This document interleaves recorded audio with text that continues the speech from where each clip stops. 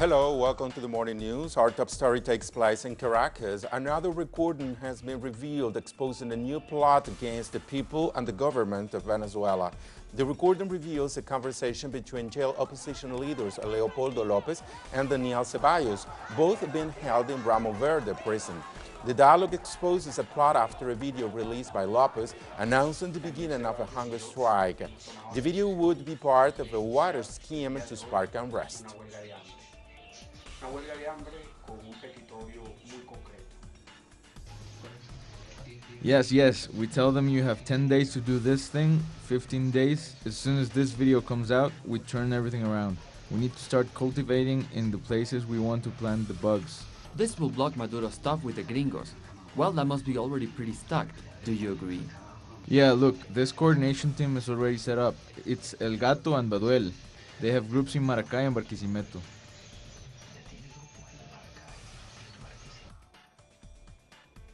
According to the conversation, preparations were already made before the video was released. The plot would include organizing protesters camping outside the United Nations offices in Caracas. The actions would be headed by student movements close to Lopez's party to make them look like student-led protests. Both opposition leaders also prefer to plan in snipers as they did in 2014, killing protesters to chaos, confusion, and violence. And now we go to the first topic in our Latin American news roundup. It is Mexico. Relatives and activists have organized protests to mark 8 months since the 43 student from Ayotzinapa disappeared.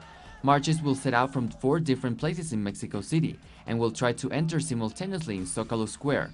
Another protest will take place outside the Mexican embassy in Buenos Aires, Argentina, where some of the students' relatives are, as a part of the world tour seeking to raise awareness and pressure for the Mexican state for justice.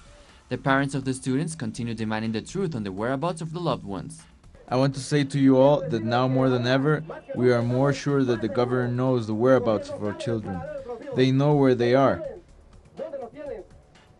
They know the location, but they don't want to say. If he wants the protest to continue, for the fight to continue, we will move ahead. A tornado struck the Mexican city of Acuña, close to the border with the U.S. state of Texas. Strong winds of almost 200 miles per hour left 13 people dead, including 3 children. Also, 750 buildings were seriously damaged. President Enrique Peña Nieto visited the area and promised to provide aid to the victims. Brazilian President Dilma Rousseff arrived in Mexico. She will hold meetings with Mexican authorities to discuss commercial ties and cooperation. President Rousseff and her counterpart Enrique Peña Nieto will also meet in the National Palace. Rousseff is set to attend a congressional session. In Suriname, election results are expected to be announced in the coming hours. Voters went to the polls Monday to elect representatives for all 51 seats in the National Assembly. The new legislators will then choose the next president. Current President Désiré Bouterse of the National Democratic Party is seeking re-election. Bouterse's main challenger, Chandrika Persat Santokhi, has been running on low, another platform, as well as strengthening bilateral ties with the Netherlands, the country's former colonizer. The Colombian army has continued its attacks on the FARC rebels, killing 5 and demonstrating no will to a bilateral ceasefire as peace talks continue in Havana.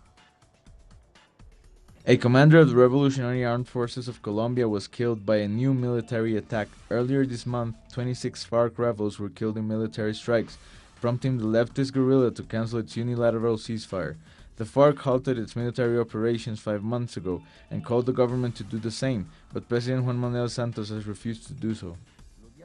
The peace talks need a strong boost, and this can only happen with a bilateral ceasefire. In Havana, the Colombian government announced that it will begin a special peace education program called Lectures for Peace, which would be implemented in schools and universities within next months. The program aims at preparing the population for the end of decades-old conflict by debunking myths and hatred towards different ideologies and groups. We go now to our correspondent in Colombia, as concerns have been raised due to renewed confrontations between the army and the FARC guerrilla. Terror, uncertainty, and fear. That's how the head of Colombia's indigenous organization, Luis Arias, describes the mood among the rural population following the increase of Army airstrikes and the suspension of the FARC's unilateral ceasefire, an escalation of the conflict that he believes only benefits the enemies of the peace process.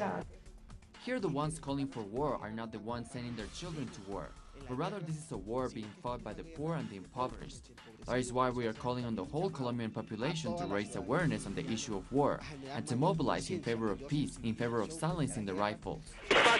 And as the continued airstrikes by the army have left another 10 FARC guerrillas dead, the Colombian citizens continue to suffer the harshness of warfare.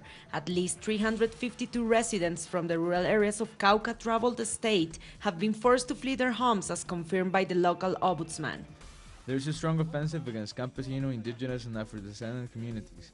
The airstrikes, the machine gunning, and in general all the military escalation is damaging our communities. We are strongly demanding the civilian population to be respected. The conflict escalation comes as the FARC's unilateral ceasefire was entering its 6th month, and a relative calm was beginning to be felt in Colombia's countryside. Now the residents of these areas continue to call for a bilateral ceasefire, which for them is a necessity rather than a whim. Those living in the cities think that the war zones are not those zones where the campesinos are. That is not the case. The war zone is right where the campesinos transit, where they cultivate, where they milk the cows. So the damages are all over their surroundings. And if the bombs were falling on your house?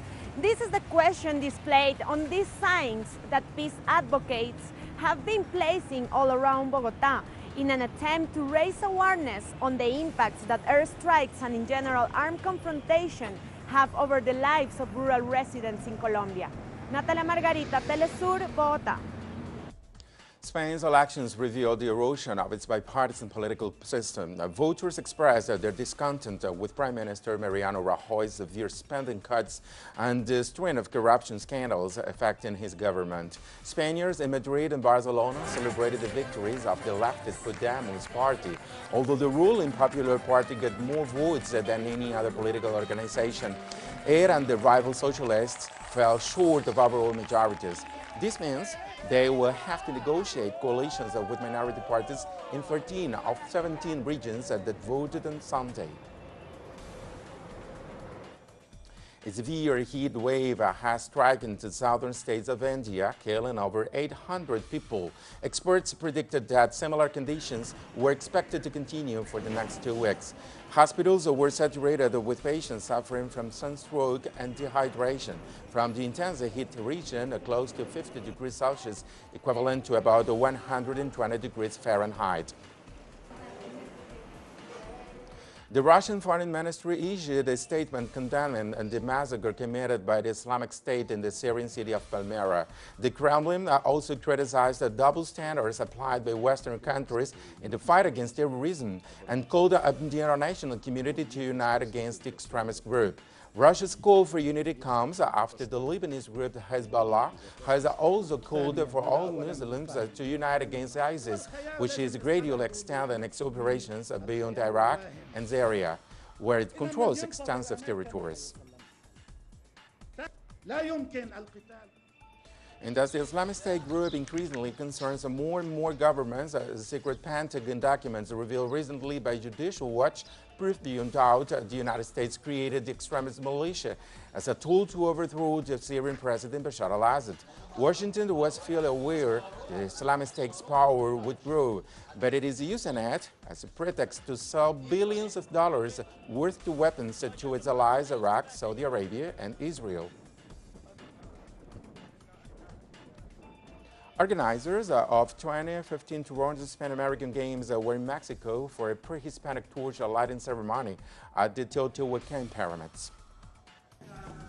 Danzantes initiated the torch relay at the base of the Pyramid of the Sun, the largest ancient surviving pyramid in the Americas. The torch now goes to Canada for a 41-day journey across 3,100 miles on the way to Toronto. Well, this is the start of the Games. We will pick up the flame today and we'll fly it to Toronto, and it will be greeted in Toronto this weekend. Then we will go to 130 communities on a torch relay all around our province, finally lighting the flame and starting the Games on July 10th.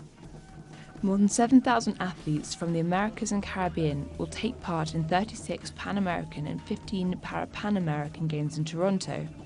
The Games will take place July 10 to 26, the Para-Pan Am Games from August 7 to 15. More on these on our website, telesurtv.net/English. Thank you for watching and have a good day.